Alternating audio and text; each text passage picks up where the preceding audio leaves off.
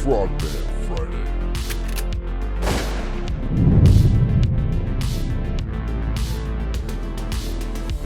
Yeah, boy. What's up, people? It's that time again. Welcome to the Frogman Friday show. Presented by Transcend, the best peptide and hormone therapy. They put your health first so you can live more and worry less. Go to transcendcompany.com/Birdman to begin your wellness transformation today. Today, our badass guest is Sam Alaimo. He served 6 years as a Navy SEAL, exiting as a petty officer first class. He co-founded ZeroEyes in 2018, headquartered in Philadelphia, Pennsylvania. You can follow Sam on IG, LinkedIn, and YouTube. And to take a deeper dive, go check out ZeroEyes.com. Brother, welcome to the show. Appreciate you having me. Thank you. Yeah, man. So I kicked this off with everybody because this is probably the most interesting thing about special operators. It's not about the service or the time in, it's that transitional period. And every time I ask it, guys are like, whoa. So I'm going to ask it to you. What was your transition out of the service like? The transition out of the military for me was harder than the transition into the military. I didn't grow up in like a military family, but it seemed to almost fit like a glove. Everything I wanted to do was in the military. It fit what I felt like I was missing in life. And then, you go to the military, you're basically given full autonomy to conduct your work. There's shooting, there's explosions. You have your brotherhood, the camaraderie. You get the intensity of combat, the intensity of purpose. Every second is like vibrant and bursting. And then you get out. And that part hurt the most. It was like all the stuff that made up life, that made life so engaging, all of a sudden disappeared. And the hardest part was the lack of the community. I went in when I was 19, so I didn't really realize what I had until I lost it. And I got so I did my undergrad degree online while I was in. And then I went to Columbia to get my MBA when I got out. And that was my first true exposure to like a classroom setting, to the civilian world. And, it was a shock to say the least. And I realized very quickly I wasn't going to get the teams back. I wasn't going to get that tight-knit community back. There was always like guards up between people that I wasn't familiar with. We had to kind of watch what you said, around who you said it at the right time. And just learning how to navigate that was a good learning experience for a life after the teams, but the shock was pretty heavy. I'll stop there. Well, I mean, it's interesting. I can imagine. I don't know anything about Colombia. I can imagine it's pretty red-blooded and, you're allowed to be a team guy there, per se. But that's definitely fish out of water for sure. But I know all too well what you're talking about. And it's one thing that I always love to say, because I had this epiphany myself. When I got out, I got really into business pretty fast and I started working hard. And it's the same thing, you get into it, you start busting your ass because you want to move forward in life.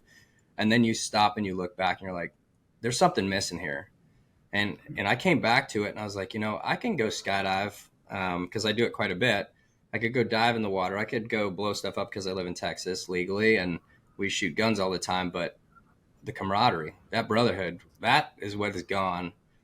But what I realized, my buddy was like, hey, you need to just fly out to San Diego, see your guys. And I was like, you know what? You're right. I do. And I went back and it brought all that energy back because what I realized, I didn't lose those guys. That it's just, I'm doing a different gig right now, but they're still there and everything's still the same. So, but it is hard, man. It's very hard.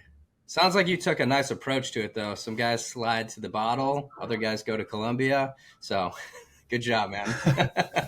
Well, I did combine both of them. Multitasking for sure. Dude. And then, coping with that became the process of rejuvenation. So like I went from Columbia to private equity for a couple of years. And that was, that was kind of like the epitome of what you want to do in the business world is private equity. And, you want the pedigree, you want the pay, you want what you think is the work. I got it. And I was like, man, I fucked up. Like that was it wasn't the fulfillment I was expecting. And I was working on one of their waste management companies. And I'm like, wow, I'm working with people who don't want to be there. 9 to 5 is too much. They're cutting out whenever they can. They don't really give a damn. They're not there for the community. And it's all about just increasing, EBITDA by a few percentage points. Yeah. And it going from the teams to that, like it's a necessary function. Got it. I love the blue collar businesses, but like the fulfillment wasn't there. So like I was commiserating with a bunch of other team guys who got out in my era, which was extremely helpful to do. This was before there were a lot of like great programs for guys getting out of the teams. This was still kind of raw, Wild West. And, one was at Amazon, one was at Comcast, another one was bouncing around doing contracting. And we're all like, all right, number one, we have to work together in some capacity. We need to work with other team guys. We need to work with military guys. And number two is we need a good fight. We need a mission, something we truly want to pour our heart and soul into. And 2018, after about 5 years of this, that's when the Parkland shooting happened. And America was kind of finally realizing we have a serious problem with mass shootings in the most devastating way possible, which is in schools. And our now CEO, who I met in the teams, he was picking his daughter up from school, and she had just gotten done doing an active shooter drill. And she was upset because she couldn't figure out why she was preparing for someone to come into her school with the intent to hurt or kill children. And he asked the school, what are you doing with your security cameras? I see them outside, I see them inside. And the answer he got back was nothing. We would use them forensically after the fact if there was a shooting. So he called me up, he called our buddies up and said, I'm going to build a model to detect guns over security cameras. I'm like, all right, I quit my job. I quit my job that day. Everybody else quit their jobs. We went into this thing, and for 2 years, there was no pay. We just basically emptied our accounts and said, we're going to make this thing work. And fortunately, we did in 2020, had it ready to go to market, specifically for K-12. But then COVID-19 happened. The decision was made to do a lockdown that emptied schools. So we pivoted to commercial and government, ended up scaling throughout COVID-19, finally got our first round of seed funding.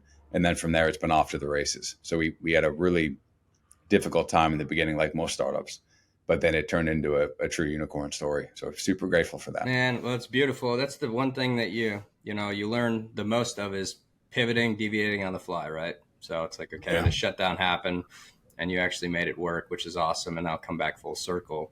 So where you can do this in schooling, because you're right. I mean, it's crazy. They mandated in our school because we had a mass shooting right down the street from my house in Allen, Texas. It was at Shops. And my wife was there the day before. And of course, now Governor Abbott's like, we need to have, security guards in every school in the state of Texas. But a lot of these schools that are attached to these churches consider themselves churches. So they're like, we don't have to follow that rule. And I'm like, so what you're saying is you don't care about somebody walking your building.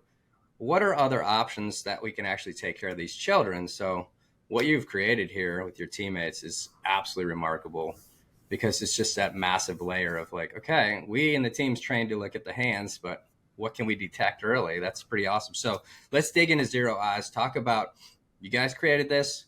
What exactly do you do that you can share? What do people need to know about it? Yeah. So it's helpful to start with the mind of a mass shooter. So a lot of these typical shooter isn't trying to commit an assassination. They don't have a gun hidden with the intent to kill one specific person. Their goal is mass chaos. They want mass death. The more famous they become. So what you find is they generally start outdoors with the gun exposed, like the Grim Reaper walking up to that door.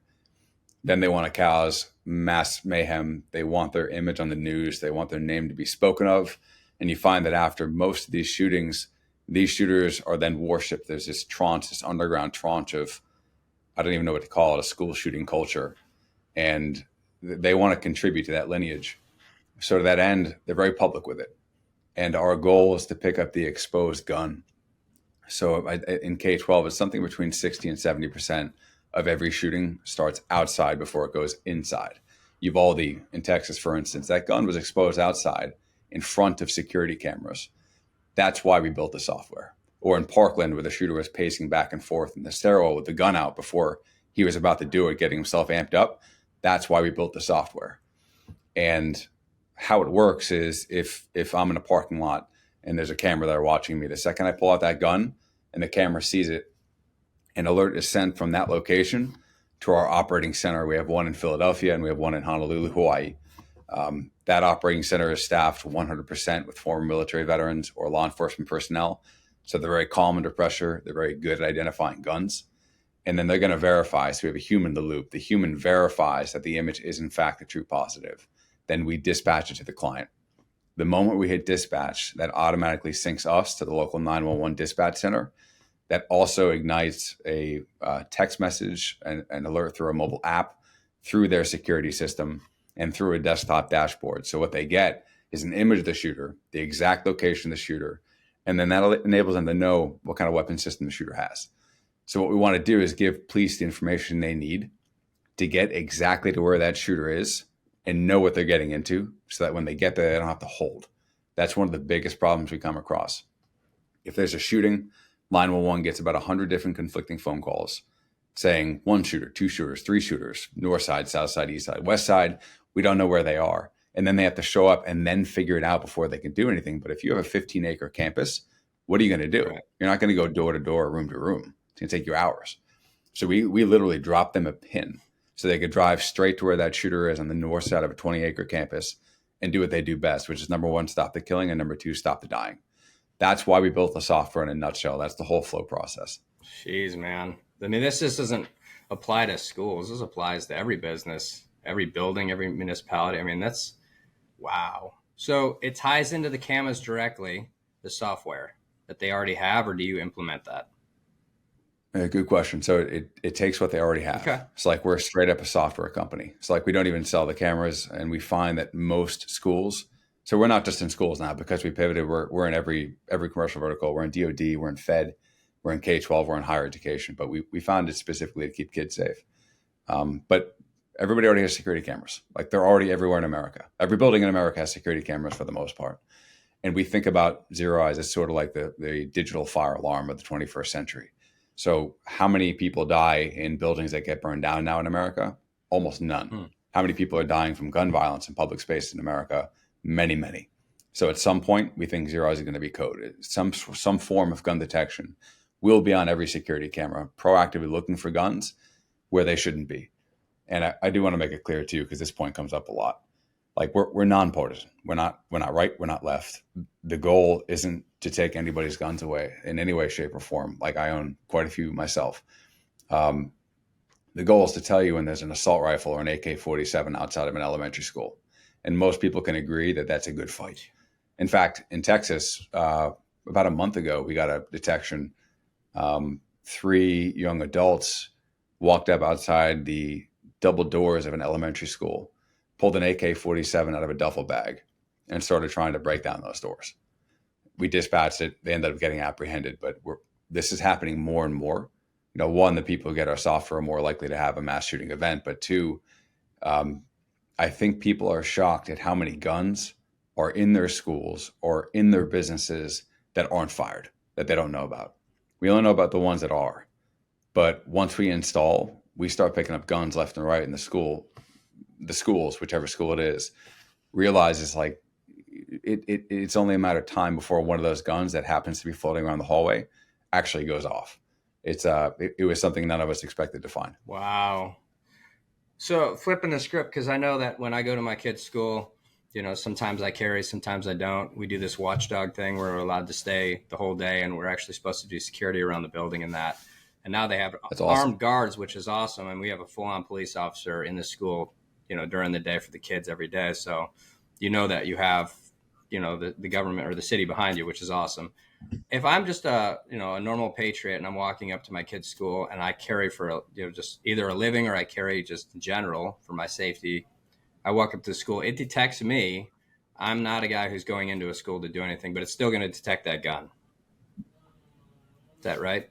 Yeah, that's right. So the reason we have the human in the loop is for that purpose. So we're in open carry states. We're on military bases. We're in municipalities where police are. We trained it to not pick up certain configurations of guns for this very reason. We do, however, always want to pick it up when that gun is out. And then we have the human in the loop to decide, is this a threatening situation or is the person very obviously on the beat? And we typically clear that up with clients ahead of time. So if they have a rotating force like that, we call it a ZOC, a ZeroEyes Operations Center, modeled after a TOC in the military. They already know all this ahead of time. Before we ever start monitoring the client, we build that into the database. So if you have like an ROTC unit with bolt action rifles, we get that alert, but we just don't dispatch it. Or if you have your local community watchdog out there with a pistol or some form of assault rifle, we'll pick it up. We're just not going to dispatch it. And then sometimes there's confusing situations where we don't quite know. We'll do what we call a non-lethal dispatch. So we'll just call the school and say, hey, making sure you're tracking so-and-so is there with this type of weapon system. Just a heads up, it doesn't look like a threat.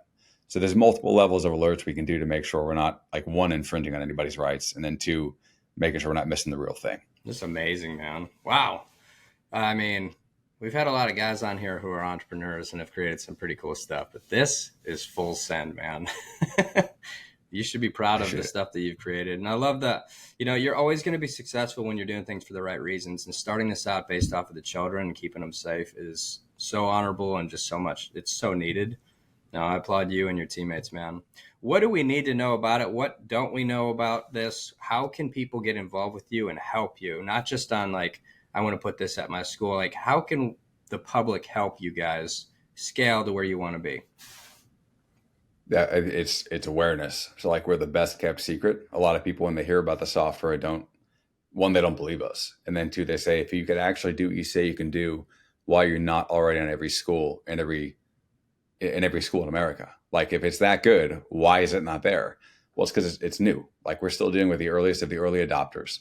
And what we need is awareness. So like, this is an opportunity for awareness. Like, genuinely appreciate it, brother. Yeah, man. The more people who talk about it, the more parents who talk about it, the more they bring it up at the PTA meetings, the more principals know about it, the more superintendents know about it, the more school resource officers know about it, the better. So at this point, just talk about it.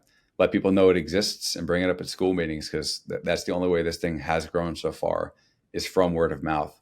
So we'll plug into a school. Parents are all about it. Superintendent's all about it. Superintendent starts pitching it to all of his superintendent friends, his or hers. And that is how we've grown. It's been purely organic word of mouth. Now it's time for scale. And that's where this kind of medium comes into play. So I do appreciate it, and this is the way to do it. Absolutely, man. Well, I have some ideas. We'll talk offline about how we can help you scale that for sure. Because I want this in my children's school, 100%, for multiple reasons. Because when you create that app that also walks and travels, so I can actually see my child being a little a-hole at times, then we're going to want that too. He comes from my stock, so I know what pedigree I'm getting. That's right. Well, where do you want to be? What is the goal with the company? Is getting it out to all schools, getting out to different companies, governments? Is there other things that you're working on that you're ready to talk about? Or is it, this is purely the focus right now, is just scaling this, getting it out to each institution? Yeah, it's all of the above. So right now, our sole goal is growth. We did a Series B earlier this year.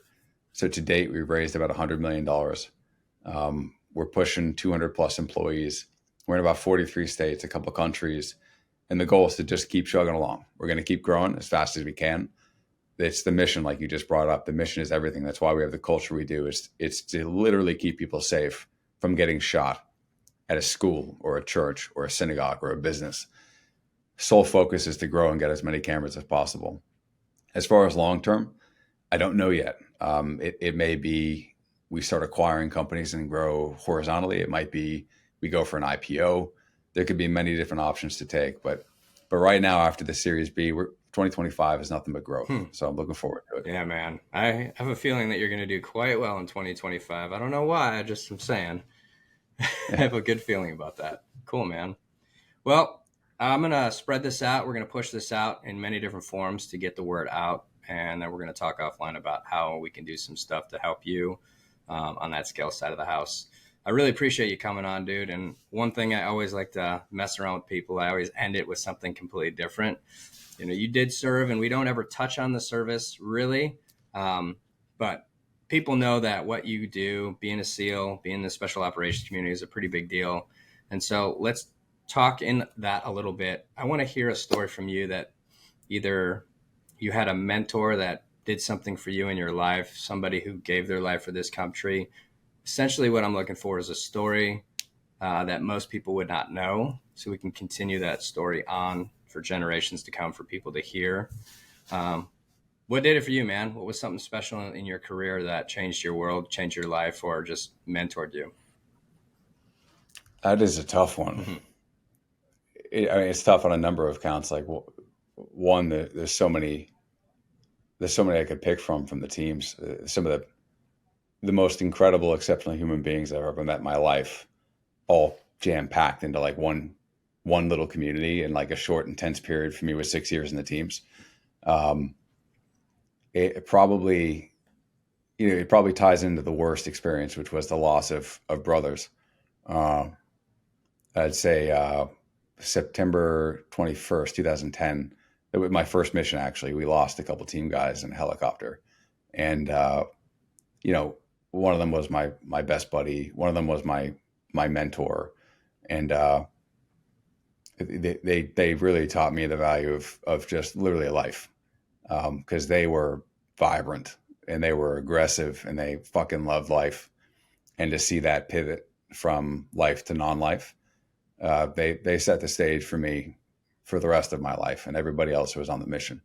So that was probably the greatest learning experience and the greatest sacrifice all wrapped up into one. Amazing, man. That was right around the time that I was getting out of the service, so I know it well. So, yeah. Well, thanks for being on, brother. We're going to push this out and just keep doing what you're doing. You are an unbelievable leader, and it's exciting to see guys like you get out and crush it outside, because that's what a lot of team guys need to see, is that you can get out and have an exceptional career and lead a new path outside and be totally awesome. So keep doing it, bro. Rock on, brother. Appreciate you having me on. Thank you for your work as well. Yeah, man. Frogman Friday. Long live